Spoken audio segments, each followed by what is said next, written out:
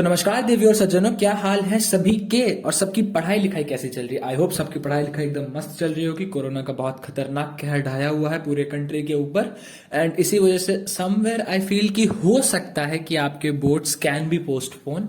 I am not saying कि पक्का हो जाएंगे, no I am not saying that, but I feel I guess कि हाँ कोविड पोस्टपोन सॉरी कोविड नहीं, एग्जाम्स पोस्टपोन हो सकते हैं आपके। एंड अगर एग्जाम पोस्टपोन होते तो यार मेरे हिसाब से this is the best opportunity for you to prepare for your these competitive exams, be it your IPMAT, be it your DU-JAT, be it your CU-SET और any। अब तो यार DU के हर कोर्स के लिए वो होगा एंट्रेंस एग्जाम, एंड अगर होता है तो I think this is the best time to give it a kick start. एकदम बढ़िया से पढ़ो, खूब अच्छे नंबर लाओ and just clear all the hurdles that are coming in your way. ठीक है, we will be providing complete guidance and complete videos, complete lectures, complete help, सब कुछ बहुत 3-4 दिन में हो सकता है by next week. I am not guaranteeing but I am thinking to start some videos जिसमें मैं अपना फेस रिवील करूं, मैं आपको बताऊं कि हम आई एम जंक्शन पे क्या क्या ऑफर करते हैं, क्योंकि कई बार we get doubts on Telegram कि भैया क्या क्या ऑफर करते हो आप, कैसे चीजें हो सकती हैं। तो all that will be taken care of, but उन सब बातों को आप भूल जाइए। अब ये बताइए कि is the arithmetic section clear to you guys or not. I hope it is definitely clear, एकदम सब कुछ कंसेप्ट में घुस गया होगा। And if you are clear तो आज हम लोग हायर मैथ्स पे जंप करेंगे। And the higher maths the very first topic that will start today, thumbnail देख के पता चल ही गया होगा, दैट इज सेट्स। ठीक है, अब देखो यार सेट्स में मैं तुम्हें पहले ही बता दूं कि सेट की जो मैं थ्योरी बताऊंगा आज और नेक्स्ट वीडियो में, मतलब this will be released on 11th Jain और 13th जैन को मैं जो भी 2 वीडियोस में थ्योरी बताऊंगा, दैट थ्योरी से जरूरी नहीं कि डायरेक्ट क्वेश्चन उठकर आ जाए कि भाई यूनियन बता, इंटरसेक्शन बता, ये टाइप्स ऑफ सेट क्या होता है, सेट बिल्डर क्या होता है, सबसेट क्या होता है। It is not at all necessary कि डायरेक्ट क्वेश्चन उठकर आएगा, बट व्हाट इज नेसेसरी कि हो सकता है आपसे इनका जो मतलब वो होता है ना, सेट्स का क्या होगा कि तुम जब सीख जाओगे set builder form, roster form, तो तुम जब आगे आने वाले चैप्टर्स में relation and function it will definitely help you a lot. और मैं सेट्स के डायरेक्टली बाद रिलेशन एंड फंक्शन नहीं पढ़ाऊंगा वरना तुम लोग का दिमाग एकदम खराब हो जाएगा। रिलेशन एंड फंक्शन की तो अलग ही सीरीज चलेगी, बट सेट्स के बाद वी विल गो, सबसे पहले सेट्स की थ्योरी होगी, उसके बाद we'll have venn diagrams. Sets पूरा जब कंप्लीट हो जाएगा in the next 3 to 4 videos, उसके बाद we will go to permutation and combination. Permutation and combination की बहुत बड़ी सीरीज आएगी, लिटरली बता रहा हूं काफी बड़ी सीरीज आएगी एंड वर्थ इट सीरीज आएगी। Once we will be done with permutation and combination then we will be going to probability. एक टॉपिक ऐसा है दैट इज एक्चुअली में प्रोबेबिलिटी, इसीलिए ये हो सकता है कि परमुटेशन कॉम्बिनेशन के बाद नहीं आएगी। परमुटेशन कॉम्बिनेशन के बाद will go to relation and function, पूरा relation function 10th 11th I think 9th में ही आता है शायद, 9th 10th 11th 12th चारों साल में जितना रिलेशन फंक्शन पढ़ा है वो सब कंप्लीट होगा। उसके बाद ऑब्वियसली परमुटेशन कॉम्बिनेशन हो चुका है, relation function, matrices and determinants. उसके बाद then we will go for integration and differentiation. Integration differentiation doesn't comes in your IPMAT exams, that will be only for your DU-JAT students. And उसके बाद we will be moving ahead to the topics of which topics, कुछ और भी जो topics बचे होंगे सब complete होगा। हायर मैथ्स पूरी सीरीज चलेगी अच्छे से, आई गेस मार्च एंड तक आपकी हायर मैथ्स चलेगी। बहुत वीडियोस आएंगे इस सीरीज में, बहुत ज्यादा। ठीक है, और अगर मेरे को लगेगा कि ज्यादा खिचड़ी हो सकता है मैं एक दिन में 2 वीडियोस डाल दूंगा, आप उसको आराम से देखते रहना, या फिर लगातार वीडियोस हो जाएंगी रोज रोज। तो डोंट वरी फॉर दैट, काफी टॉपिक्स हैं बहुत बढ़िया से, and now we are in this journey together, we will fight the exams together, so don't worry, let's go with sets. तो यार अब पहला क्वेश्चन तो ये था कि भैया सेट्स होता क्या है। अब ये तो हमें बताया नहीं कि यार सेट्स क्या होता है। सेट्स मतलब समझो अ कलेक्शन ऑफ एनी। अब देखो ये टोकरी है, ठीक है, इस टोकरी में थोड़े से आम होंगे, थोड़े से होंगे अमरूद, थोड़े से होंगे ग्रेप्स, थोड़े से होंगे अनार, अलग अलग टाइप के बहुत सारे फ्रूट्स होंगे। ठीक है, I am not good at drawing. तो इनका एक कलेक्शन हुआ ना, एक टोकरी, इस टोकरी में एक कलेक्शन है सारे फ्रूट्स का। हाँ, तो व्हाट इज दिस टोकरी? दिस टोकरी is what you say as your set. Sets का जो बेसिक डेफिनेशन होता है that is a collection of objects. Collection of objects is what you can say as a set. जैसे कि English alphabet में कितने वॉवल्स होते हैं sir? A, E, I, O, U, these are the vowels in the English alphabet, A, E, I, O, U। इन्हीं का एक collection को हम वॉवल कहते हैं, इन अल्फाबेट्स के कलेक्शन को हम वॉवल कहते हैं, and this vowel is your set. तो set is basically a collection of objects. अब how do we donate set? तो यार सेट्स को डोनेट करा जाता है इनसाइड कर्ली ब्रैकेट्स। ठीक है, तो अगर आपसे पूछे कोई सेट ऑफ वॉवल्स आप हमें बताइए, इन पे डायरेक्टली क्वेश्चन नहीं है, तो ये बहुत बेसिक है। ठीक है, इससे बेसिक में आई थिंक सेट्स कोई कराएगा ही नहीं आप लोगों को। तो सेट ऑफ वॉवेल्स आप जो कि पूछे तो you need to go A E I O U. Set को लिखने का तरीका ये होता है इनसाइड कर्ली ब्रैकेट, ठीक है। कोई क्लास 11 से अगर देख रहा है तो भाई तू भी देख ले, तेरे नोट्स की हेल्प हो जाएगी, बट नॉट नोट्स की हेल्प हो जाएगी। हाँ, कंसेप्ट सारे समझा दूंगा, क्वेश्चन पे ज्यादा फोकस नहीं, बिकॉज सेट्स के क्वेश्चन आते नहीं आईपी मैट एंड यूजेट में, वेन डायग्राम से ज्यादा प्रेफर करते हैं दे आस्किंग क्वेश्चंस। एंड उनका सही भी है ना कि यार वेन डायग्राम से उनका लॉजिकल रीजनिंग का भी पोर्शन कंप्लीट हो जाएगा और ये सेट से भी क्वेश्चन हो जाएगा, तो that's why they go for venn diagram. इसके बाद before we go any further in sets ना, देयर आर सम, और हाँ एक और बात, सेट्स के नोट्स बनाना। अभी अगर नहीं बनाते तो अभी अभी वीडियो पॉज करो, जितना स्क्रीन पे लिखा है इसको लिखो, सेट्स के नोट्स बनाओ, because I literally don't have the notes of sets. मेरे पास नहीं है, मेरे पास वेन डायग्राम के मैं दे दूंगा, थ्योरी के नहीं है। अगर तुमको लग रहा है कि मैं तुम्हें क्या क्या पढ़ाऊंगा तो यार मैं तुम लोग को कैसे पढ़ाऊंगा, अगर मेरे पास नोट्स हैं तो तुम ये देख लो, मैंने स्क्रिप्टिंग कर ली है। सेट्स पढ़ाना है, व्हाट इज सेट्स पढ़ाना है, हाउ टू डोनेट सेट्स पढ़ाना है, अब ये प्री डिफाइंड लेटर्स पढ़ाऊंगा, belongs to not belongs to पढ़ाऊंगा, फिर roster and set builder form पढ़ाऊंगा, वॉवेल्स पढ़ाऊंगा, और उसके बाद questions from roster form to set builder form में डिफरेंस टाइप्स ऑफ सेट, ये सब पढ़ाऊंगा। कितना आज की वीडियो में होगा, कितना नेक्स्ट वीडियो में होगा, पॉज करके ये मत देख लेना कितना नेक्स्ट वीडियो में, नेक्स्ट वीडियो में बहुत कुछ है जो इसमें लिखा नहीं, इसमें बस होता है जो आज के वीडियो में लिखा है, तो इसलिए इसके मेरे पास नोट्स, इसके नोट्स आपको खुद ही बनाने हैं। तो set of vowels A E I O U, this is what we say as a set, ठीक। इसके बाद before we go any further in sets, there are some pre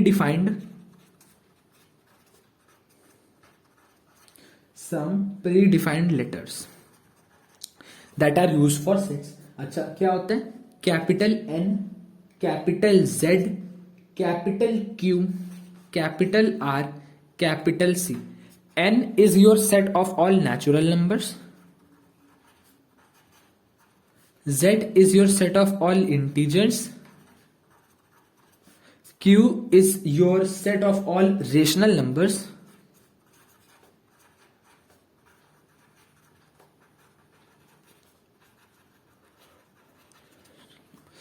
R is your set of all real numbers, C is your set of all complex number।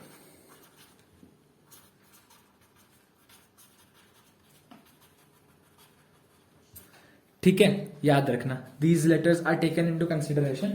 इसके अलावा भी कोई होगा तो मैं डेफिनेटली बता दूंगा, बट इतने बेसिक पता होना चाहिए। ऑल्सो आपको पता है कि integers are both positive and negative, yes sir, integers are both positive and negative. तो Z प्लस का मतलब होता है all your positive integers, and real numbers भी collection of all negative real numbers, तो यार मतलब पॉजिटिव नेगेटिव फ्रैक्शन इनफ्रैक्शन सब कुछ, तो इसमें भी कुछ पॉजिटिव और कुछ नेगेटिव होते हैं। तो R प्लस का मतलब होता है ऑल पॉजिटिव रियल नंबर्स, ठीक। कोई डाउट इसमें, बेसिक थ्योरी से ये चीज, this is something that you need to learn it, सीधा याद करना पड़ेगा, no there is no B plan for it, ठीक है। चलो अब इसके बाद दो तीन और symbols that are important in set, एक मिनट बता देता हूं क्या क्या होते हैं।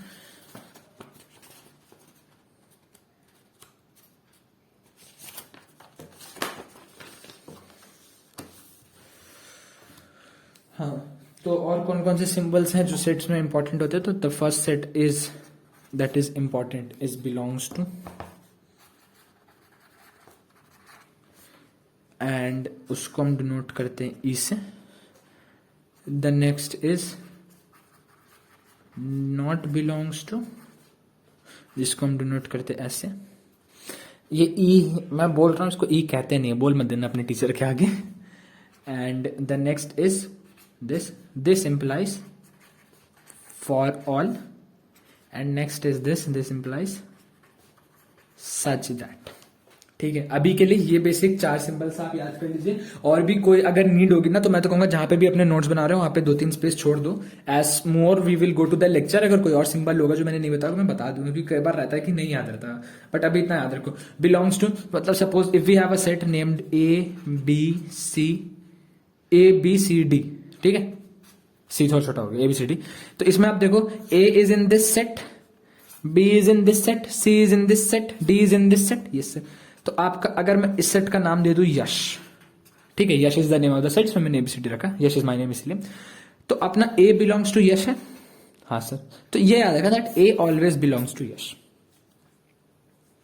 ए से कोई ऐसा मत समझ लेना, A बिलोंग्स टू यश, ठीक। B बिलोंग्स टू यश, हाँ सर। तो जब कोई एक पर्टिकुलर एलिमेंट किसी एक सेट का पार्ट है तो उसको हम लिखते हैं कि it belongs to that set. Always remember, अभी आप आगे जाएंगे then you will study about subsets. तो कई बार क्या होता है कि बच्चे हायर डिग्री तक तो पहुंच जाते हैं, इंजीनियरिंग तक कर लेते हैं। आई नो, मैं इसीलिए मजाक उठा रहा हूँ because I know someone very closely. तो जो इंजीनियरिंग तक करते हैं बट उनको सबसेट्स और बिलोंग्स टू में मैंने डिफरेंस पूछा तो they were not able to tell. ठीक है, I am not humiliating engineers but that's I am saying कि कई बार होता है कि लोगों को डिफरेंस नहीं याद रहता सबसेट्स और बिलोंग्स टू में। तो अब मैं बता दूंगा, अभी आप बिलोंग्स टू का मतलब समझ लीजिए, सबसेट्स का मैं बता दूंगा और सबसेट्स में बहुत अच्छे से काम करेंगे अपन, don't worry. Not belongs to एक काट के, जैसे कि इसमें ABCD है, Z है क्या इसमें? नहीं, तो Z does not belongs to यश। Z का यश से कोई लेना देना नहीं है। F है? नहीं, F does not belongs to Yash. तो जस्ट रिमेंबर, ठीक। फॉर ऑल मतलब suppose if we say x is equal to 2n, ठीक है, where n is any integer, ठीक, तो हम n को क्या लिख सकते हैं? n belongs to z। हाँ सर, क्यों? क्योंकि z का मतलब क्या होता है सर? Integers. And n belongs to z मतलब n is any integer, n can be any integer in this world, ठीक। अब x is equal to 2n is an even number. Yes, x equal to 2n is an even number. n की कोई भी आप integer value डालिए, आप 3 डाल दो वो 2 से डिविजिबल होगा, 5 डाल दो, 6 डाल दो, कुछ भी डाल दो 2 से डिविजिबल होगा। तो x इक्वल टू 2n, तो if it is an even number, तो even numbers are always divisible by 2। Yes, even numbers are always divisible by 2। तो x is equal to 2n is an even number for all values जो 2 से divide होंगी। कोई भी value आप डाल दीजिए यहां पे, ठीक है, n की, तो वो हमेशा 2 से डिविजिबल होगा। तो x is equal to 2n is an even number for all values of n। यही है इसका मतलब, x is equal to 2n, जब इसको लिखते हैं ना, x is equal to 2n is divisible by 2 for all values of n, ठीक, given that n belongs to integers. ठीक, समझ में आ गया? Very nice. अब ये जो कोलन का सिंबल है सच दैट, ये मैं अभी नहीं बता रहा। वाई सर, ऐसा क्यों कर रहा हूं? आपको भी नहीं आता क्या? नहीं, सर को आता है। सर क्यों नहीं बता रहा? उसका रीजन ये है कि अभी आएंगे हम लोग सेट बिल्डर फॉर्म पे, तो सेट बिल्डर फॉर्म में बता दूंगा। अभी के लिए इतना याद रखना कि a symbol of colon is what you say as such that, and इस कोलन को ऐसा ही रहने दे, इसको ऐसा या ऐसा ना करें, ठीक है। दुखी बहुत है आप, तो प्लीज ऐसा मत करना। ओह, वीडियो ब्लर हो गया।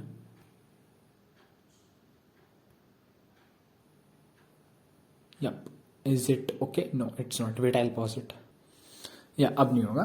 तो ये सिंबल सच दैट का है और इसमें ऐसा करके आप अपना दिमाग न लगाएं।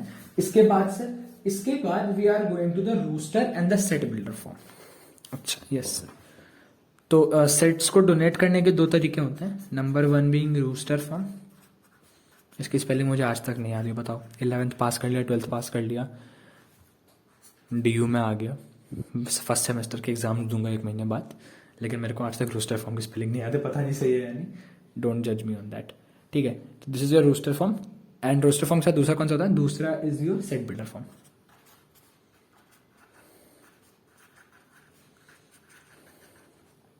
Okay, roster form and set builder form, दोनों में क्या होता है? अब सपोज इफ मैंने आपको स्टार्टिंग में वो बताया था सेट की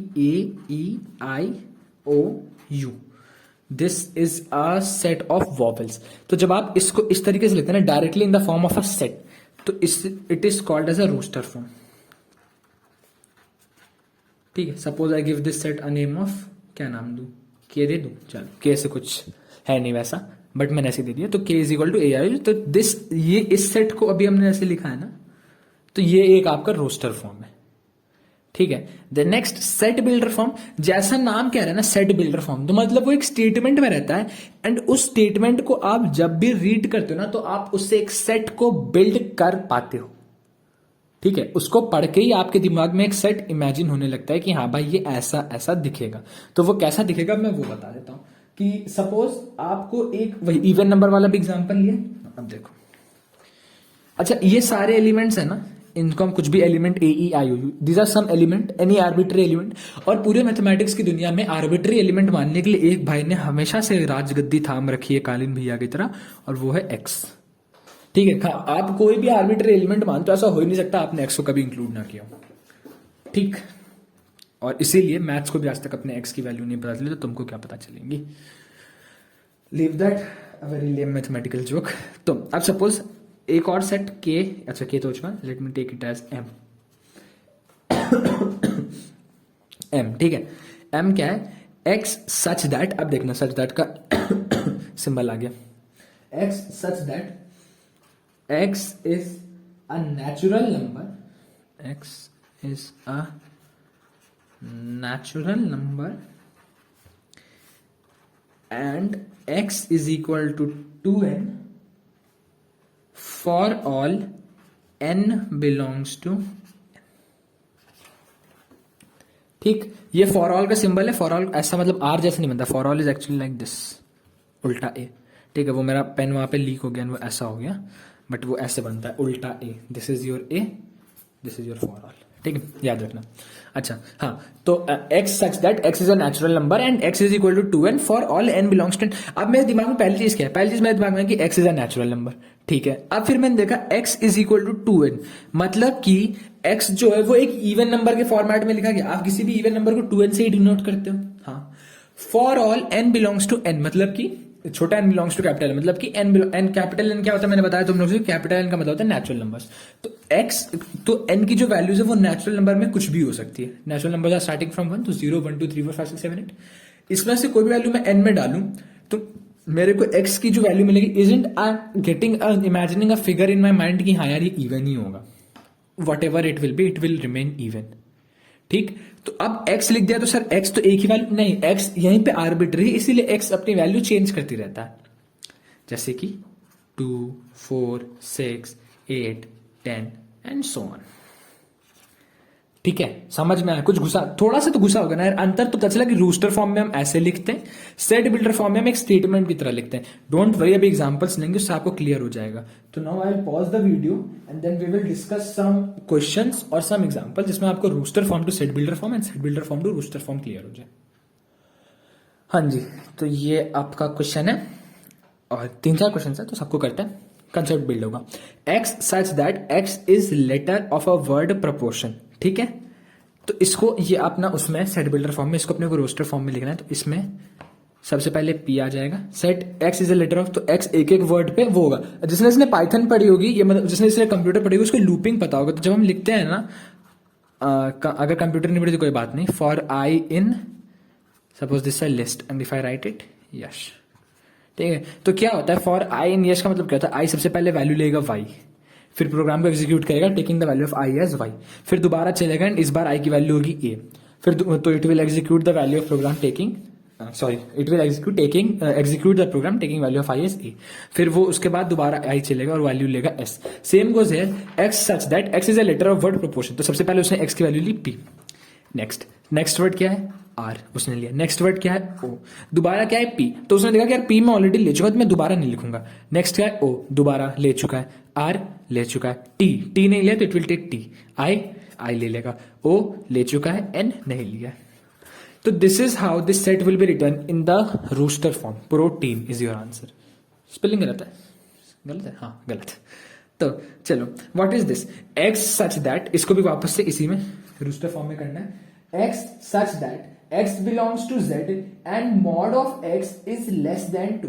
ठीक है, तो यार एक बात बताओ, सबसे पहले z क्या होता है याद करो। z होता है सर अपना, z is our collection of all the integers and mod of x is less than equal to 2। मतलब कि हम कोई भी इंटीजर ले सकते हैं पूरी दुनिया में, बट उसका जब हम मॉड करते हैं, मॉड क्या होता है, अगर मॉड में हम -3 डालते तो अपना आंसर +3 आ जाता है, और मॉड में हम +3 डालते तो आंसर 3 रहता है, -3 नहीं होता है। ठीक है, तो डोंट वरी, जब फंक्शंस में मॉडुलस पढ़ेंगे तो ये भी क्लियर कर दूंगा।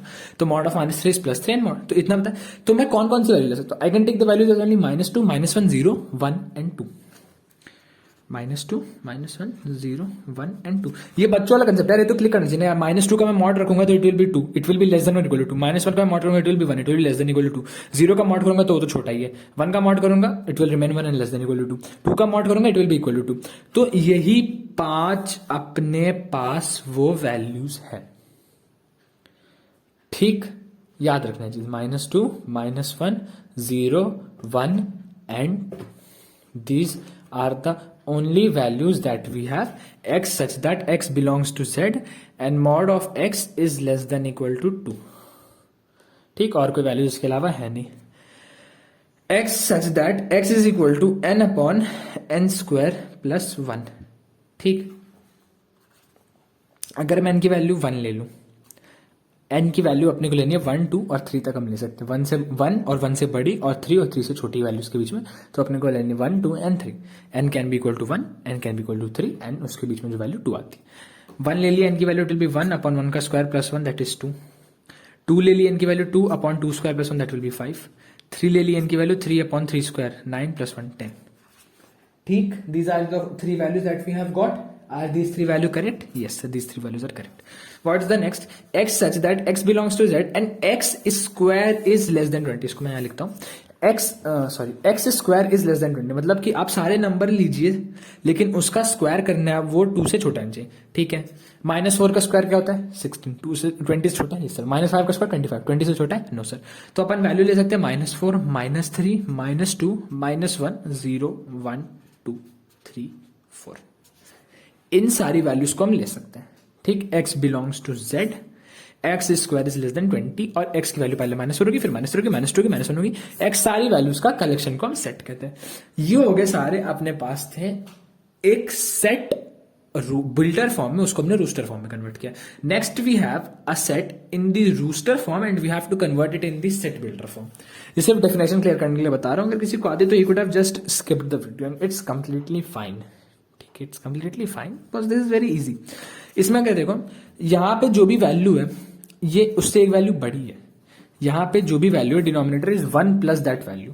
तो x सच दैट अगर मैं इसको 1 लूं तो this is 1 plus 1. If this suppose अगर मैं इसको n लूं, this is n plus 1. If this is n, this is n plus 1. So if you see it is following a trend. What x such that x is equal to n upon n plus 1 where 1 is less than equal to n less than equal to 10, equal to 9. देखो 1 की n की value 1 डालो 1 upon 2, n की value 2 डालो 2 upon 3, n की value 3 डालो 3 upon 4, 4 डालो 4 upon 5, 9 डाला 9 अपॉन 10. ठीक, 1 is less than equal to n less than equal to 9, तो 9 upon 9 plus 1 that is 10.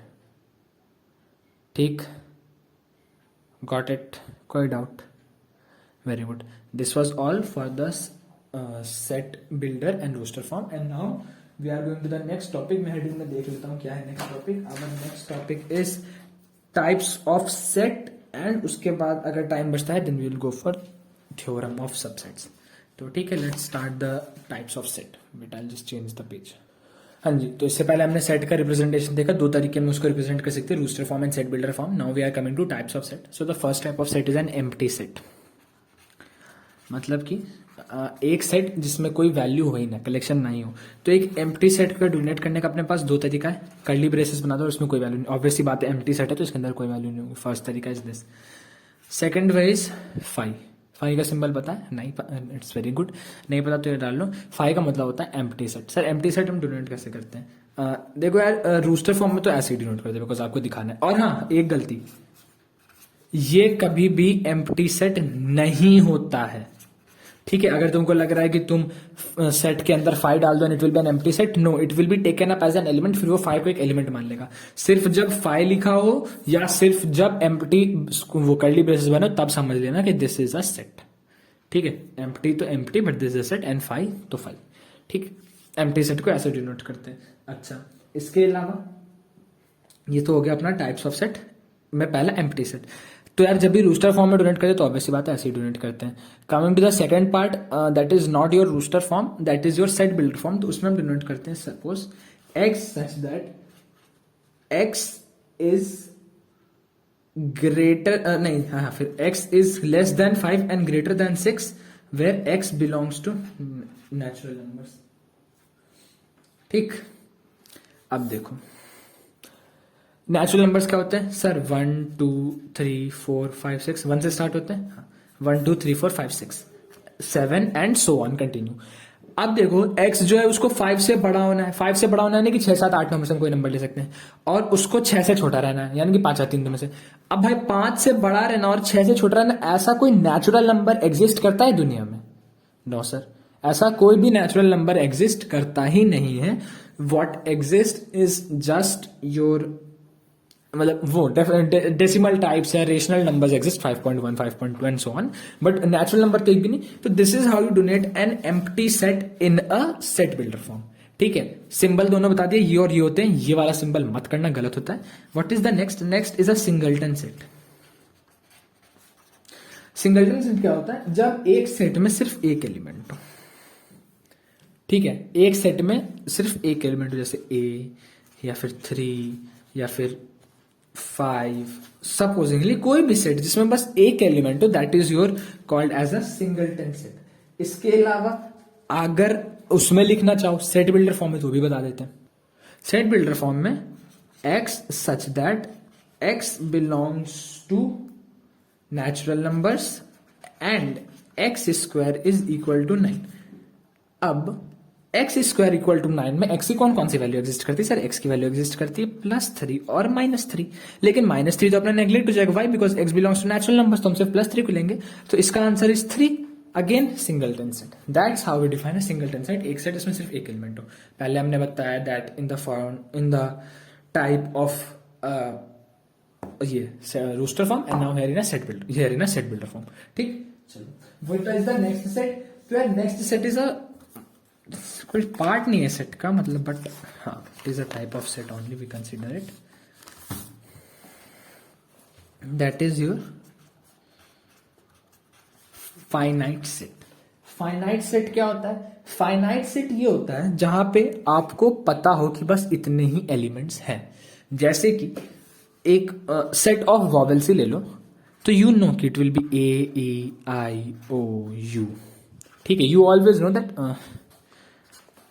You always know that this is a finite set. You know कि मतलब इस set में इतने ही नंबर हैं, इसके अलावा नहीं। ठीक है, या फिर अगर आप ऐसा ले लो, x such that x belongs to natural numbers, 2 से बड़ा है x but is less than और इक्वल टू 10। तो यहाँ पे आपको पता है वैल्यू क्या क्या उठाएगा? 3 4 5 6 7 8 एंड अप टिल 10 तक की वैल्यू उठाएगा। तो x such that x belongs to natural numbers, तो 2 से बड़ा है x and it is less than equal to 10। ठीक, बिल्कुल सही, कोई doubt? Very good. Finite set, इसके बाद मैं इनफाइनाइट सेट बता दूं, फिर मैं कार्डिनल नंबर बता दूंगा। इनफाइनाइट सेट रूस्टर फॉर्म में नहीं होता इनफाइनाइट सेट, बिकॉज आप उसको लिख ही नहीं सकते obviously, it is always in the set builder form. क्योंकि यार कुछ भी चीज अगर आप रूस्टर फॉर्म लो ना, तो यू नो इसकी ये लिमिट है, but infinite set has no limits, it is just limitless. तो इनफाइनाइट सेट को हम हमेशा सेट बिल्डर फॉर्म में लिखते हैं, it is like x such that x is collection of best batsman in the world.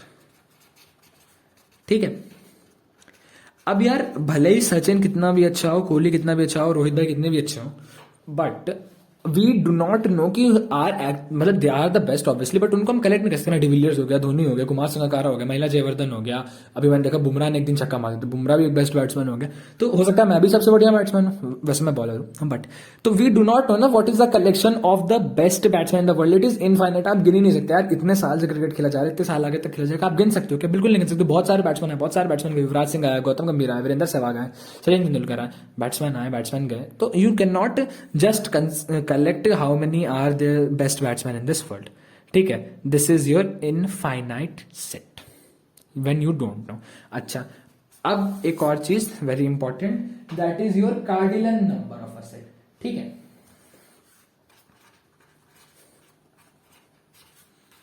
cardinal number of set. Suppose we have a set A is equal to 1 2 3 4 5।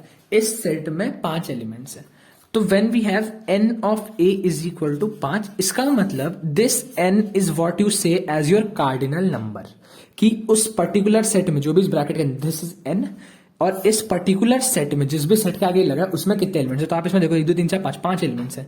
जैसे अगर इसको मैं vowel के collection को मैं बी नाम दे दूं, ठीक है, सेट का नाम, तो n of b is again equal to 5। जब एलिमेंट कितने टोटल एलिमेंट्स है, that total element is same in both the first one and in the second one, दोनों में जब टोटल एलिमेंट्स का नंबर इज सेम। ठीक, चलो ये हो गया। एक यहाँ पे खाली शीट पड़ा था, उसको यूज कर लेते हैं। यहाँ पे वो लूपिंग का पोर्शन पड़ा था, तो will just trim it and we will use the remaining portion because saving trace is very necessary. तो what is the next, the next is equivalent set. अच्छा सर, हाँ सर, इक्विवेलेंट सेट क्या होता है? Equivalent set ये होता है, इनके क्वेश्चंस नहीं कराऊंगा भाई, बहुत वाहियात क्वेश्चंस होते हैं। जैसे सपोज आपने यहाँ पे लिखा था 2 सेट लिखे थे, जब दोनों सेट के number of elements are same, दोनों सेट के दोनों provided A comma B both are finite set, तो when in both the sets A and B the total number of elements are same, that is called as an equivalent set। जहां पे A मान लो, ये आपका जरूरी नहीं कि A और B सेट्स बराबर हो। A आपका 1 2 3 4 5 था और B आपका 20 26 28 32 45, ये 5 एलिमेंट्स थे। दोनों में है तो एलिमेंट्स 5 ही ना, A और B में। Yes sir. तो A and NB, the number of elements in both A and B are equal, so that's why these are called as the equivalent set। What is the next portion? यही दिखा देता हूं। Next portion is your equal set। Equal set क्या होता है? मान लो A is आपका set of vowels। अरे यार मैं लिख क्यों नहीं पा रहा हूँ, थोड़ा दूर हो गया ना हाथ से। A I O U, these are your sets of vowel, and B is your again set of vowel। So every element of set A is present in set B and every element of set B is present in set A। set A और set A, this is A, set A और set B के elements बराबर हैं, तो when two sets have equal, every element of A is in B and every element of set A is in B and every element of set B is in A, when two set, that's when we say that two sets are equal and your A is equal to B। ठीक, equal set equivalent set में अंतर याद रखना। Equivalent set में number of elements बराबर होते हैं, equal sets में सारे एलिमेंट्स बराबर होते हैं। Every equal set is an equivalent set but every equivalent set is not an equal set. याद रखना क्यों? अगर 2 सेट इक्वल होंगे तो ऑब्वियसली बात उनका कार्डिनल नंबर बराबर होगा, है ना। लेकिन अगर 2 सेट्स का कार्डिनल नंबर बराबर है तो क्या जरूरी है कि दोनों सेट सेम होंगे? नहीं, यहाँ पे मैंने प्रूफ किया 1 2 3 4 5 और यहाँ पे दूसरी 5 वैल्यूज हैं, दोनों सेट बराबर है। नहीं, लेकिन कार्डिनल नंबर सेम है। कार्डिनल नंबर क्या होता है? Number of elements in a set. तो every equal set is an equivalent set but every equivalent set is not an equal set. याद रखना, कभी ट्विस्टर में कोई हो सकता है पूछ ले, एग्जाम में तो नहीं but to just check your reasoning skills कि आप कितना दिमाग लगा पा रहे हो। ठीक है, that's all that we had in the type of sets and our next portion is your subset. दिखा दे रहा हूं भाई, टाइप्स ऑफ सेट पेज 1.7 मैंने मार्क करके रखा था, तो अब 1.7 एंड 1.8 तक मैंने टाइप्स ऑफ सेट करा दिया। Now we will be studying subsets, interval of subsets, open and closed interval, universe set and power set, and इसके बेसिस पे हम इसके एग्जांपल्स करेंगे। And once we'll be done with the universal set and the power set, then we'll be going to the algebra of sets, and उसके बाद we'll be jumping to the Venn diagrams. So that's all that we had for you in this video. If you have enjoyed watching this video, then please make sure to hit the like button, check the subscribe button. If it's red, please make it gray. Keep studying, हमेशा पढ़ाई करते रहिए। If you have any doubts, you can join our Telegram group. You can leave your doubts in the comment section. We reply to all the comments. Apart from that, if you also want to follow us on Instagram, you can follow us there. We upload daily memes there. You will have some fun chit chat sessions with Jha Bhaiya. You can also book some counseling sessions with Jha Bhaiya if you want, and career guidance. He will guide you for free. And apart from that's all that we had for you right now in this first video. Moving on to the next part will be covered in the second video. Thank you so much for watching. Goodbye. Take care. फलक तक चल साथ मेरे, फलक तक चल साथ चल, फलक तक चल साथ मेरे, फलक तक चल साथ चल। ये बात